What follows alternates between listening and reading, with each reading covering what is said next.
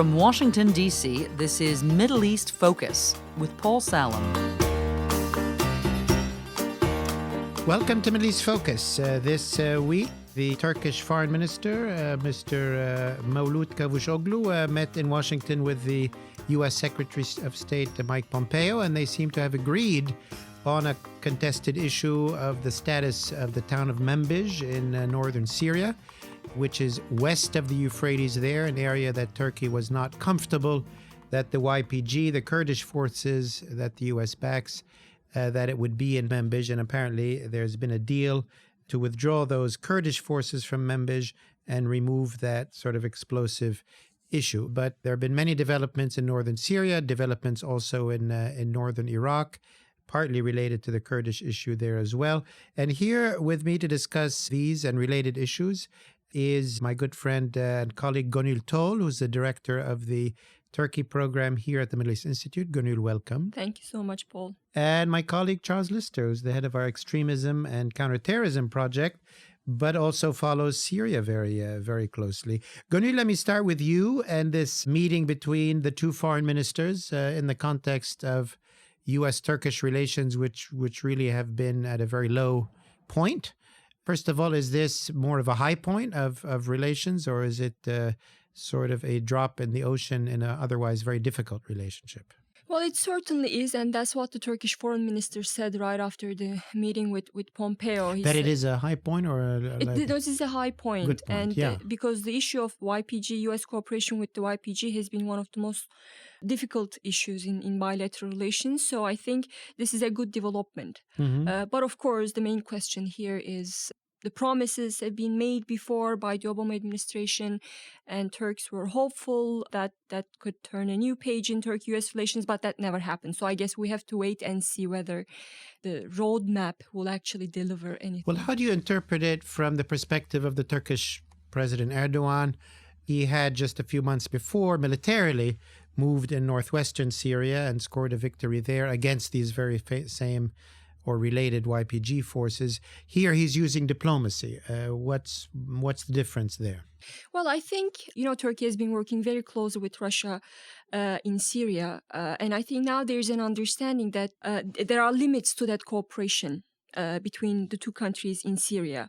And of course, that makes a solution or an agreement with the US more desirable from Ankara's perspective. And also from a domestic point of view, the timing is perfect. The elections, Turkey will be holding presidential and parliamentary elections on June 24th. So I think Erdogan could certainly use Well, let me ask you about those two aspects. I mean, it's an interesting point. Maybe you're saying that Ankara has found the limits of its cooperation with Russia. Interesting point, and recognizing that, well, they need the Americans, so there's that. In that vein, what's happened to the deal with the Russians on the S-400 anti-aircraft missile system? Is that suspended? Is that moving forward? Because the Americans were not very happy with it. No, the deal is done. At least that's what the Turkish officials are saying. They already signed the agreement and also made a payment. Okay. But of course, that's very problematic because Americans are pressuring Turkey not to move forward with the deal. But Turks are saying that we're sorry, you were not helpful enough on the Patriot. So we will. This deal is done. But that's going ahead. That's going ahead. And for President Erdogan, who is facing very critical elections, is appearing to be friends with the Americans a bad thing electorally, I would think, or a good thing? No, it is. I mean, anti-American sentiment is very strong, obviously, but I think the Manbij deal, Manbij was always tricky because that the Manbij deal would be good for him electorally. Very good for him, because also anti-American sentiment as well as anti-Kurdish sentiment in Turkey is competition very strong. Between those two anti-sentiments. So he will pitch this as a victory against the PKK. I get it. Okay. Charles, let me turn to you. What is the agreement on Manbij that at least we've seen come out of the meeting? How realistic is it? What are its main elements? Sure. Well, the details are still disputed between rival medias. The US media has given, or the State Department has given, a slightly different version of events than the Turkish side have. But what appears to have been agreed is a phased roadmap, as it's been discussed. The first phase being the withdrawal or evacuation of PKK advisors that have been in Manbij advising the local council, the Manbij Military Council, on how to operate, how to govern, how to, continue their security operations. And that phase appears to already be underway. So the MMC, the Manbij Military Council, announced that their advisors were going to be departing the town. The second phase of that of the agreement seems to be that the Turks will either continue to or to accelerate the training of other kind of opposition, local Arab forces who will, in a period of time, perhaps 6 months, take over in one way or another, in one kind of proportioned way, from Kurdish YPG forces who will be withdrawn in this second phase. I guess the key issue still in my mind is how much of the local SDF force remains in Manbij. And the local SDF forces are affiliated with the Manbij Military Council, which, as far as Turkey has been concerned in the past, is still, from bottom to top, a PKK organization and thus unacceptable. So are the Turks giving this as a concession that some part of the MMC can remain, in which case I think this is a pretty positive development because both sides are giving concessions. On the other hand, if the Turks have any opportunity to say that they're not happy with the remaining force, that's going to quickly become a big sticking issue. So as everyone always says in these things, the devil is in the details. And finally, the big challenge the US is going to face as one of the main parties to this agreement is guaranteeing that its forces, its proxies, follow through with what has been agreed. And we've already seen the Manbij Military Council come out this morning and say, we refuse to have any Turkish forces anywhere in Manbij district, which has been part of the agreement, is that Turkish forces would deploy there, and that they will not be withdrawing any of their collective force from the area. So already they're refusing to go along with what has apparently been agreed. So the US is going to have to do a lot more than it's done before. Well, why? Go ahead. To add something, it's not just Manbij Military Council. I think the local population is also very much against Turkey-backed groups. As you know, FSA was running the town before ISIS captured it, and they report corruption and violence. So that's going to be really problematic if Turkish forces with the population there as well. Yeah. Why is Manbij important strategically, or is it? I mean, what roots does it lie on? Is it just another town, or is there something significant about it? Well, there's again a subject of big debate. I mean, its location thereabouts close in terms of controlling access to points of the Euphrates makes it of some value. But my honest opinion is I actually don't think it's of huge strategic value to any side. It's just has been that stuck middle point between US strategy and Turkish strategy that has made it the focal point of the disagreement. And there's a reason why, from a Turkish perspective, they have said, well, we'll start the agreement with Manbij, but we hope that this strategy, this agreement will replicate itself further east in Syria. East, and Kobani and Raqqa and that's other places. telling because it says that from a Turkish perspective, Manbij is not the be-all and end-all. It's just the starting point for what they want to see happen elsewhere. So what's northeast. the current patchwork in the north? I mean, you have the northwest with Afrin and that area, which is sort of Turkish and Turkish proxies. And you have emerging maybe this Manbij area, which is an American-Turkish condominium, and then the east, which is American with Kurdish and Arab forces. Does that complete the patchwork in the north? I mean, in a straightforward way, yes. I mean, the furthest northwest, you've got much more Islamist forces, some very much under Turkey's control, others less so. And then, yes, you end up being in the Afrin and Euphrates shield zones, which are solidly under Turkish control. So basically, the picture you paint is right. But it does bring to mind one potential spanner in the works, which is that Damascus has reached out with Russian facilitation to the YPG in the last few weeks, and also to all of the tribal leaderships in northeastern Syria in an attempt to make some kind of an agreement with all of these different local parties that would effectively undercut the US.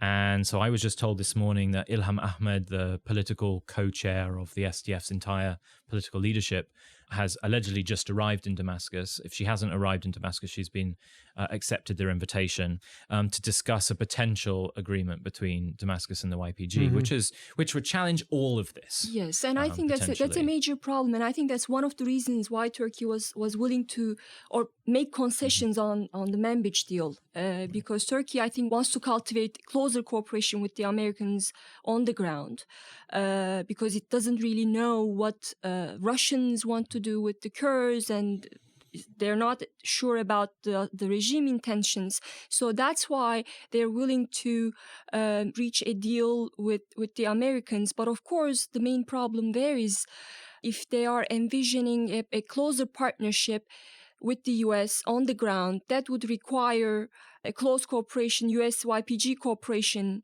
in the east of the river.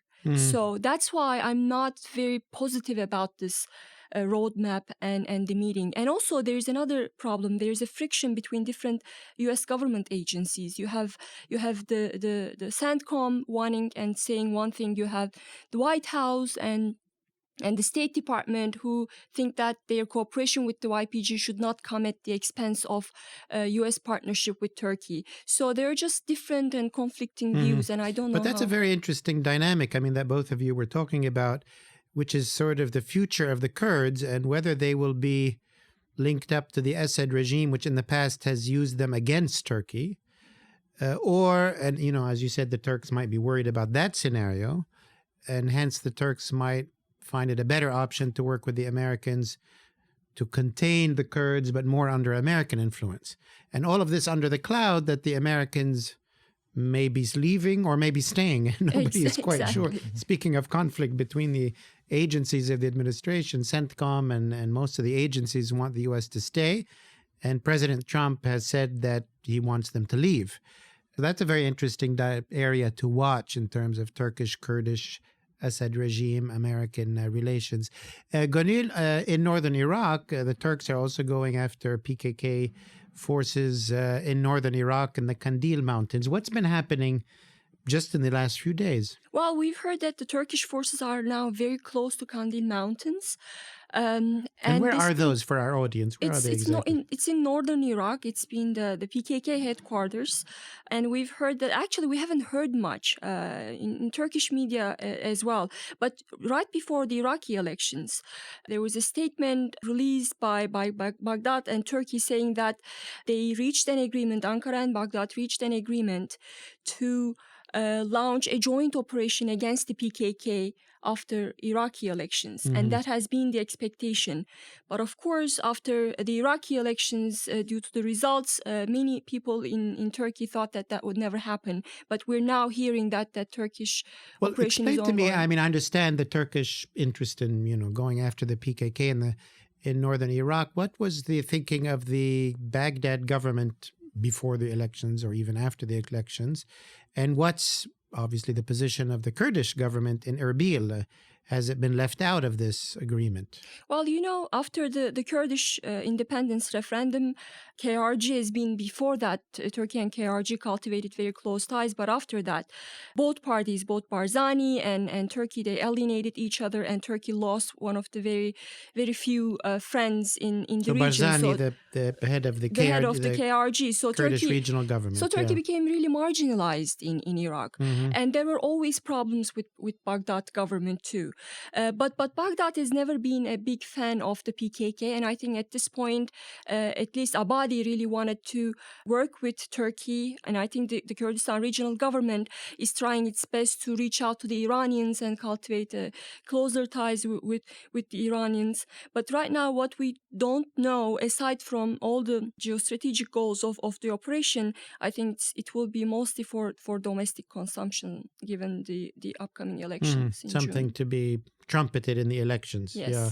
Charles, let's turn to another part of Syria, which is the south. There's been a lot made of Israeli-Russian contacts and perhaps an agreement for maybe the Assad regime to take back southwestern Syria, but without Iranian participation or presence. What can you tell our audience about what's going on there? Not a great deal more than what was discussed in the last podcast, because there doesn't seem to have been actually if anything, what's become more clear since the last session was there doesn't actually appear to have been an agreement. And what seems to have happened is the media jumped onto the promise of some kind of an arrangement being made, really before any of the actual politicos had actually come to any kind of an agreement on the table.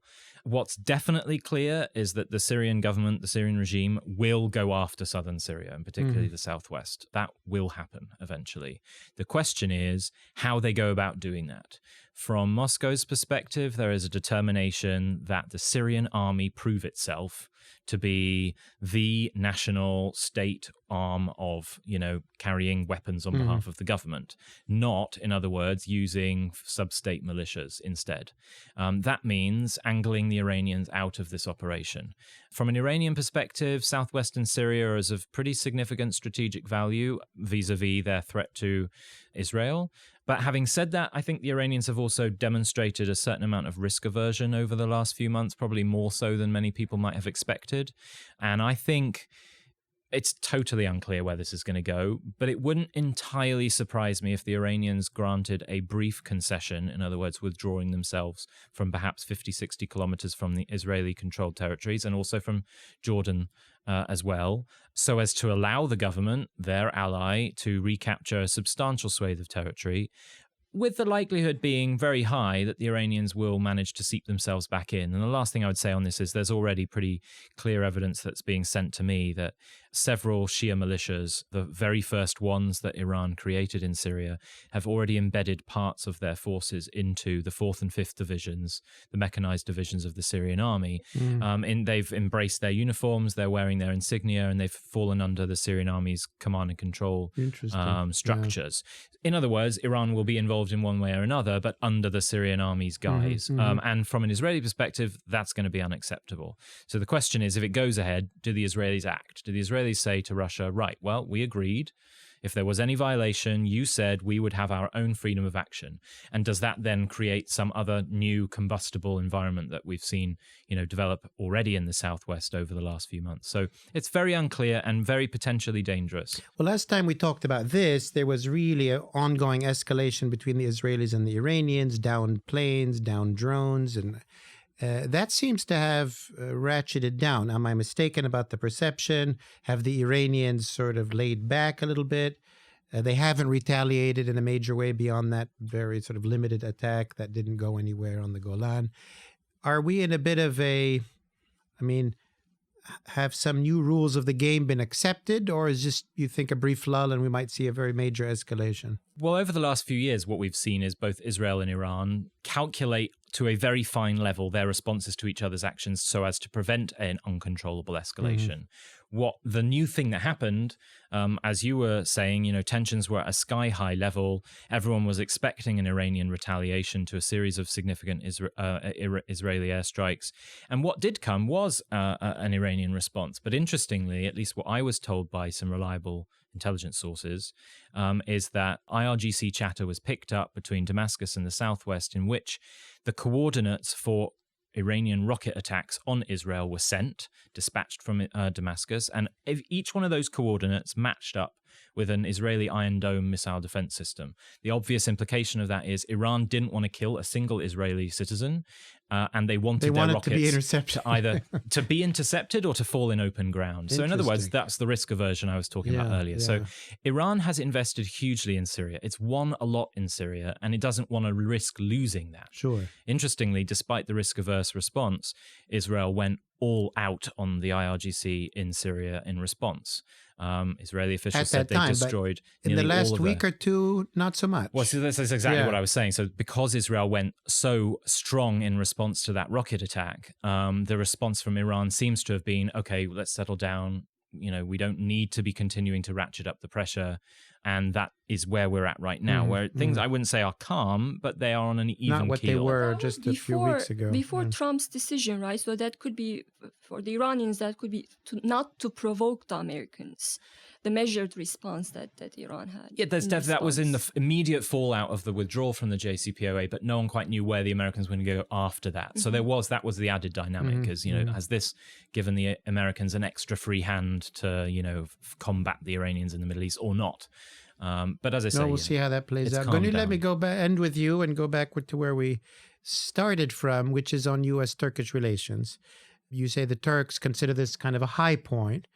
Obviously, the Kurdish issue has been a main sticking point. Maybe this is an opening to somewhat resolve that. What remains among the two countries as major sticking points? Well, as you mentioned, Turkey's decision to purchase S-400 is a major problem, not just for the White House, but also there is a bipartisan consensus on the Hill, and they're talking about slapping sanctions. And there's also the issue of course, extradition of Fethullah Gülen. Hasn't Ankara sort of not gotten over that, but understood that the Trump administration cannot extradite him? I think so, because after Tillerson's meetings with Turkish officials in Ankara, Erdogan's advisors said that, well, Americans are doing more. The FBI is doing more in terms of making the life of the Fethullah Gülen network in the US more difficult. So I think, yes, they resigned themselves. At least they seem to have resigned themselves to the fact that Gülen will not be extradited, but at least the Gülenist network could be limited a bit, limited, or pressured. And that is the expectation. And another problem is there was a court case going on in New York. The CEO of state-owned Turkish bank was charged, and he was sentenced to 32 months in prison. Now, the U.S. Treasury is going to ask Halkbank to either pay a fine, or it could take a different route, which could really deal a blow to Turkey-US relations, and that is it could cut off the bank from the SWIFT system, International And the Monetary Halkbank System. It's a Turkish-owned, state-owned bank. State-owned bank. So now, given the problems in Turkish economy, I think that decision is going to have a huge impact on Turkey-US relations. So still a lot between the two countries. A lot going on, yes. Yeah. Well, maybe Manbij is a sign of maybe more cooperation to come. I want to thank you both for joining us today. Gonul, thank you for being with us. Thank you, Paul. And Charles, again, thank you for being with us also. Thank you, our audience, for tuning in and listening, and we will see you next week. This has been a presentation of the Middle East Institute. To support MEI's programs and podcasts, please donate at www.mei.edu. Thank you for your support.